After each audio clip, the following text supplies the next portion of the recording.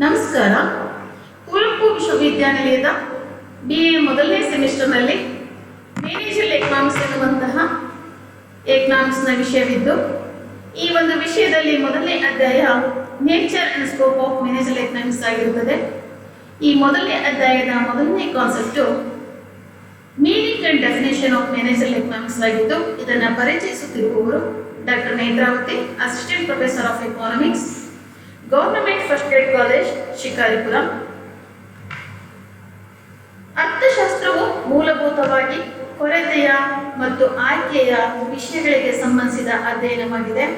ಅಪರಿಮಿತವಾದ ಬಯಕೆಗಳನ್ನು ತೃಪ್ತಿಪಡಿಸಿಕೊಳ್ಳುವ ನಿಟ್ಟಿನಲ್ಲಿ ಕೊರತೆಯಿಂದಿರುವ ಸಾಧನಗಳನ್ನು ಫಲಕಾರಿಯಾಗಿ ಬಳಸಿಕೊಳ್ಳುವುದು ಮಾನವನು ಎದುರಿಸಬೇಕಾದ ಅತಿ ಮುಖ್ಯವಾದ ಆರ್ಥಿಕ ಸಮಸ್ಯೆಯಾಗಿದೆ. ಅದೇ ರೀತಿಯಾಗಿ ಕೊರತೆ ಮತ್ತು ಆಯ್ಕೆಯ ಈ ಸಮಸ್ಯೆಯು ಉದ್ಯಮ ಕ್ಷೇತ್ರಕ್ಕೂ ಕೂಡ ಅನ್ವಯವಾಗುತ್ತದೆ. ಅನುಭವ ಯೋಗ್ಯವಾದಂತಹ ಸರಕುಗಳನ್ನು ಉತ್ಪಾದನೆ ಮಾಡಿ ಪೂರೈಕೆ ಮಾಡುವ ಹಲವು ಕ್ಷೇತ್ರಗಳಲ್ಲಿ ಉದ್ಯಮ ಕ್ಷೇತ್ರವೂ ಕೂಡ ಒಂದಾಗಿದೆ.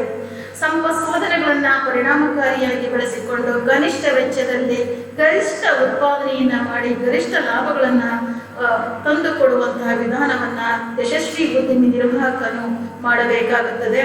ಅಂದರೆ ಉದ್ಯಮವನ್ನು ಸ್ಥಾಪಿಸುವ ಸ್ಥಳದ ಆಯ್ಕೆಯಾಗಿದ್ದು, ಉತ್ಪಾದನಾಂಗಗಳನ್ನು ಪರಿಣಾಮಕಾರಿಯಾಗಿ ಉಪಯೋಗಿಸಿಕೊಳ್ಳುವ ರೀತಿ, ಉತ್ಪಾದನಾ ಪ್ರಕ್ರಿಯೆಯಲ್ಲಿ ಅನುಸರಿಸಬೇಕಾದಂತಹ ನೀತಿಗಳು, ನಿಯಮಗಳು, ಬೆಲೆ ನಿರ್ಧಾರ, ಬಂಡವಾಳ ನಿರ್ವಹಣೆ ಮತ್ತು ಲಾಭ ನಿರ್ವಹಣೆ ಮುಂತಾದ ಅನೇಕ ಅಂಶಗಳನ್ನು ನಾವು ಅರ್ಥಶಾಸ್ತ್ರದ ವ್ಯಾಪ್ತಿಯಲ್ಲಿ ನೋಡ್ತಾ ಹೋಗ್ತೀವಿ.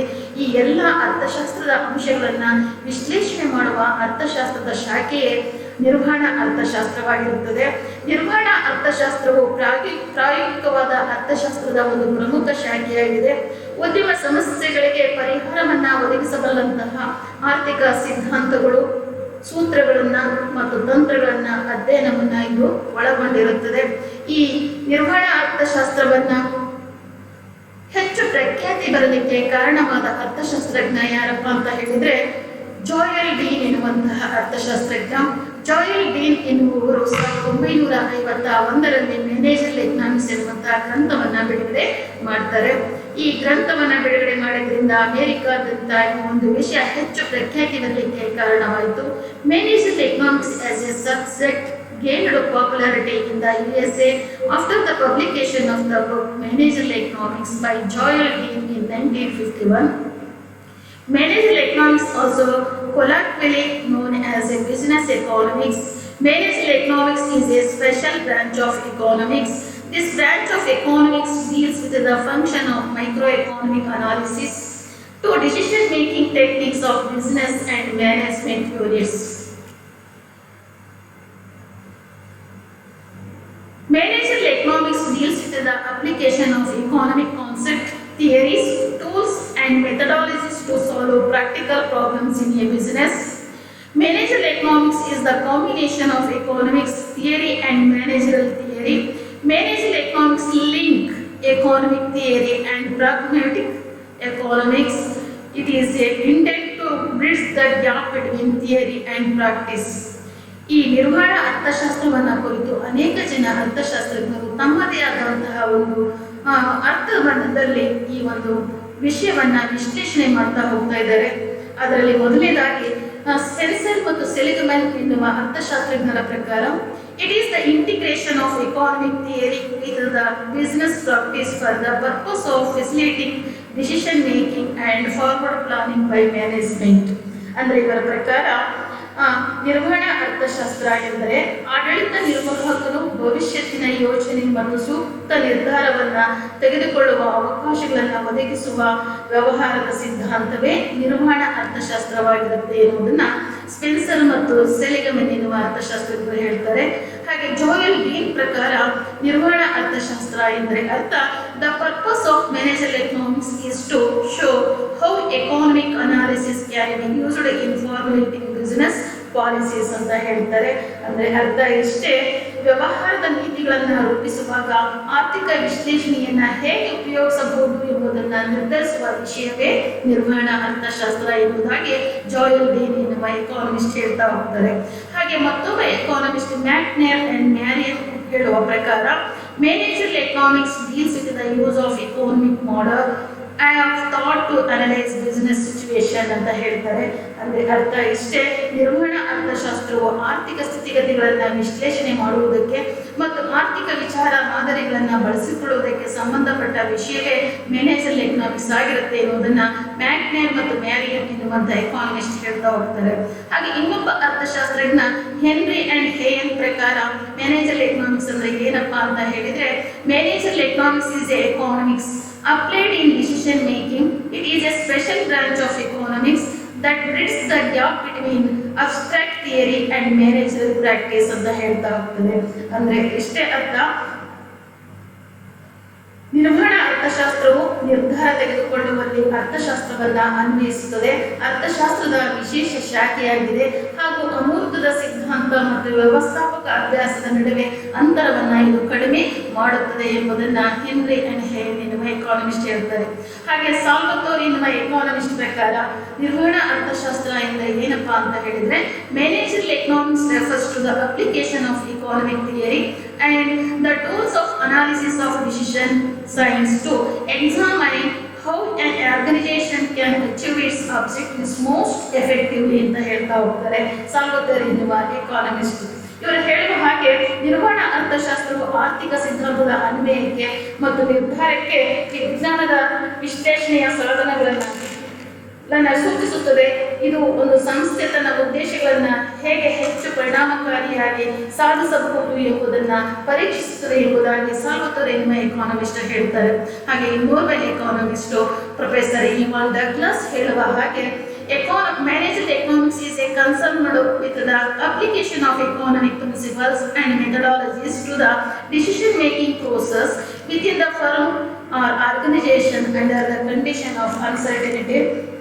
ಅಂದ್ರೆ ಅರ್ಥ ಏನಪ್ಪಾ ಅಂತ ಹೇಳಿದ್ರೆ, ನಿರ್ವಹಣಾ ಅರ್ಥಶಾಸ್ತ್ರವನ್ನ ಹೀಗೆ ಹೇಳ್ತಾರೆ, ಒಂದು ವ್ಯವಹಾರ ಸಂಘಟನೆಯಲ್ಲಿ ಸೂಕ್ತವಾದ ನಿರ್ಧಾರ ತೆಗೆದುಕೊಳ್ಳುವ ಪ್ರಕ್ರಿಯೆಯಲ್ಲಿ ಆರ್ಥಿಕ ತತ್ವಗಳನ್ನ ಮತ್ತು ವಿಧಾನಗಳನ್ನ ಬಳಸಿಕೊಳ್ಳುವುದಕ್ಕೆ ಸಂಬಂಧಪಟ್ಟ ವಿಷಯವೇ ನಿರ್ವಹಣಾ ಅರ್ಥಶಾಸ್ತ್ರ ಅಂತ ಹೇಳ್ತಾರೆ. ಅಂದ್ರೆ ಆಡಳಿತ ಮಂಡಳಿಯು ಆರ್ಥಿಕ ಉದ್ದೇಶಗಳನ್ನ ಈಡೇರಿಸಿಕೊಳ್ಳುವ ನಿಟ್ಟಿನಲ್ಲಿ ಸರ್ವಸಮ್ಮತವಾದ ನಿಯಮಗಳನ್ನ ಮತ್ತು ತತ್ವಗಳನ್ನ ಕಂಡುಕೊಳ್ಳಲು ಇದು ಪ್ರಯತ್ನಿಸುತ್ತೆ ಅಂತ ಹೇಳ್ತಾರೆ. ಅಂದ್ರೆ ಅರ್ಥ, ನಿರ್ಣಯಗಳನ್ನ ರೂಪಿಸಲು ಮತ್ತು ಆಡಳಿತ ಉದ್ದೇಶದ ಸಾಧನೆಗೆ ಪ್ರಯತ್ನಿಸಲು ವೆಚ್ಚ, ಆದಾಯ, ಲಾಭಗಳಿಗೆ ಸಂಬಂಧಪಟ್ಟಂತಹ ಹಾಗೂ ಉದ್ಯಮಿ ಮತ್ತು ಉದ್ಯಮೇತರ ಸಂಘಟನೆಗಳಲ್ಲೂ ಪ್ರಾಮುಖ್ಯತೆಯನ್ನು ಪಡೆದಿರುವಂತಹ ಒಂದು ವಿಷಯವೇ ನಿರ್ವಹಣಾ ಅರ್ಥಶಾಸ್ತ್ರವಾಗಿರುತ್ತೆ ಎನ್ನುವಂತಹ ಮಾತನ್ನ ಪ್ರೊಫೆಸರ್ ಇವಾನ್ ಡಗ್ಲಾಸ್ ವಿಶ್ಲೇಷಣೆ ಮಾಡ್ತಾ ಹೋಗ್ತಾರೆ. ಅಷ್ಟೇ ಅಲ್ಲದೆ ಇನ್ನೂ ಅನೇಕ ಜನ ಅರ್ಥಶಾಸ್ತ್ರಜ್ಞರು ಇದನ್ನ ವಿಶ್ಲೇಷಣೆ ಮಾಡ್ತಾ ಹೋಗ್ತಾರೆ. ಅದರಲ್ಲಿ ಬಹಳ ಮುಖ್ಯವಾಗಿ ಡಿಸಿ ಹೆಕ್ ಹೇಳುವ ಹಾಗೆ, ನಿರ್ವಹಣಾ ಅರ್ಥಶಾಸ್ತ್ರ ಅಂದ್ರೆ ಏನಪ್ಪಾ ಅಂತ ಹೇಳಿದ್ರೆ, ಉದ್ಯಮದ ನಿರ್ಣಯಗಳನ್ನ ತೆಗೆದುಕೊಳ್ಳುವಿಕೆಯ ಸಮಸ್ಯೆಗಳನ್ನ ಅರ್ಥ ಮಾಡಿಕೊಳ್ಳಲು ಮತ್ತು ವಿಶ್ಲೇಷಿಸಲು ಪ್ರಯತ್ನಿಸುವ ಮೂಲಭೂತ ಶೈಕ್ಷಣಿಕ ವಿಷಯವೇ ನಿರ್ವಹಣಾ ಅರ್ಥಶಾಸ್ತ್ರ ಅಂತ ಹೇಳ್ತಾರೆ. ಹಾಗೆ ಇನ್ನೋರ್ವ ಅರ್ಥಶಾಸ್ತ್ರಜ್ಞ ಮ್ಯಾನ್ಫೀಲ್ಡ್ ಹೇಳುವ ಹಾಗೆ, ನಿರ್ವಹಣಾ ಅರ್ಥಶಾಸ್ತ್ರವು ವೈಚಾರಿಕವಾದ ಉದ್ಯಮದ ನಿರ್ಧಾರಗಳನ್ನು ರೂಪಿಸುವ ಸಮಸ್ಯೆಗಳಿಗೆ ಆರ್ಥಿಕ ಕಲ್ಪನೆಗಳು ಮತ್ತು ಆರ್ಥಿಕ ವಿಶ್ಲೇಷಣೆಯ ಪ್ರಯೋಗಕ್ಕೆ ಸಂಬಂಧಪಟ್ಟಂತಹ ವಿಷಯವೇ ನಿರ್ವಹಣಾ ಅರ್ಥಶಾಸ್ತ್ರ ಅಂತ ಹೇಳ್ತಾರೆ. ಹಾಗೆ ವ್ಯಾಟ್ಸನ್ ಎಂಬ ಅರ್ಥಶಾಸ್ತ್ರಜ್ಞರ ಪ್ರಕಾರ, ಉದ್ಯಮಿಯ ಕಾರ್ಯನಿರ್ವಾಹಕರ ಸೇವೆಗೆ ಇರುವ ಬೆಲೆಯೇ ನಿರ್ವಹಣಾ ಅರ್ಥಶಾಸ್ತ್ರ ಅಂತ ಹೇಳ್ತಾರೆ. ಒಟ್ಟಾರೆಯಾಗಿ ಈ ಎಲ್ಲ ಅರ್ಥಶಾಸ್ತ್ರಜ್ಞರ ಹೇಳಿದ ವ್ಯಾಖ್ಯಾನಗಳ ಒಂದು ಸಂಕ್ಷಿಪ್ತ ಸಾರಾಂಶ ಏನಪ್ಪಾ ಅಂತ ಹೇಳಿದ್ರೆ, key takeaways of these definitions: managerial economics concern application, integration of principles and methodologies of economics. Managerial economics discuss business issues. Managerial economics allows to make a choice. Managerial economics imperative for the attainment of desired economic goals and future policies or planning ಅನ್ನೋದನ್ನ ನಾವಿಲ್ಲಿ ಗಮನಿಸಬಹುದು. ಅಂದ್ರೆ ನಿರ್ವಹಣಾ ಅರ್ಥಶಾಸ್ತ್ರವು ಅರ್ಥಶಾಸ್ತ್ರದ ತತ್ವಗಳು ಮತ್ತು ವಿಧಾನಗಳ ಅನ್ವಯ ಮತ್ತು ಏಕೀಕರಣಕ್ಕೆ ಸಂಬಂಧಪಟ್ಟಿದ್ದಾಗಿದೆ. ಅಷ್ಟೇ ಅಲ್ಲ, ವ್ಯವಹಾರ ಸಮಸ್ಯೆಗಳನ್ನ ಕುರಿತು ಚರ್ಚೆ ಮಾಡುತ್ತದೆ, ಆಯ್ಕೆಗಳನ್ನ ಹೇಗೆ ಮಾಡಿಕೊಳ್ಳಬೇಕು ಎಂಬುದನ್ನು ನಿರ್ಧಾರವನ್ನ ತಿಳಿಸುತ್ತದೆ. ಹಾಗೆ ಗುರಿಗಳ ಸಾಧನೆಗಾಗಿ ಮತ್ತು ಭವಿಷ್ಯದ ನೀತಿಗಳ ಯೋಜನೆಗಾಗಿ ಯಾವ ರೀತಿಯಾದಂತಹ ಒಂದು ತಂತ್ರವನ್ನ ಪಾಲಿಸಬೇಕು ಎಂಬುದನ್ನ ನಿರ್ವಹಣಾ ಅರ್ಥಶಾಸ್ತ್ರ ತಿಳಿಸುತ್ತೆ ಎನ್ನುವಂಥದ್ದನ್ನ ಇವರೆಲ್ಲರ ವ್ಯಾಖ್ಯಾನಗಳಲ್ಲಿ ನಾವು ಗಮನಿಸಬೇಕಾದಂಥ ಬಹಳ ಮುಖ್ಯವಾದ ಅಂಶ ಅಂತ ಹೇಳ್ಬೋದು. ಅಷ್ಟೇ ಅಲ್ಲ, ಸಂಕ್ಷಿಪ್ತವಾಗಿ ಹೇಳುವುದಾದರೆ, ಉದ್ಯಮ ಮತ್ತು ವ್ಯವಹಾರಗಳಲ್ಲಿ ಉದ್ಭವಿಸುವ ನಿರ್ವಹಣಾತ್ಮಕ ಸಮಸ್ಯೆಗಳನ್ನು ಪರಿಹರಿಸಲು ಅರ್ಥಶಾಸ್ತ್ರದ ಪರಿಕಲ್ಪನೆಗಳನ್ನು, ತತ್ವಗಳನ್ನು, ಸಿದ್ಧಾಂತಗಳನ್ನು ಅನ್ವಯಿಸುವ ಒಂದು ವಿಷಯವೇ ನಿರ್ವಹಣಾ ಅರ್ಥಶಾಸ್ತ್ರವಾಗಿದೆ. ನಿರ್ವಹಣಾ ಅರ್ಥಶಾಸ್ತ್ರವನ್ನು ವಿವಿಧ ಅರ್ಥಶಾಸ್ತ್ರಜ್ಞರು ವಿವಿಧ ರೀತಿಯಲ್ಲಿ ಇದನ್ನು ಹೆಸರಿಸ್ತಾ ಹೋಗ್ತಾರೆ. ಏನಂತ ಹೆಸರಿಸ್ತಾ ಹೋಗ್ತಾರಪ್ಪ ಅಂದರೆ, ನಿರ್ವಹಣಾ ಅರ್ಥಶಾಸ್ತ್ರವನ್ನು ವ್ಯವಹಾರ ಅರ್ಥಶಾಸ್ತ್ರ, ಬಿಸ್ನೆಸ್ ಎಕನಾಮಿಕ್ಸ್ ಅಂತ ಕರೀತಾರೆ.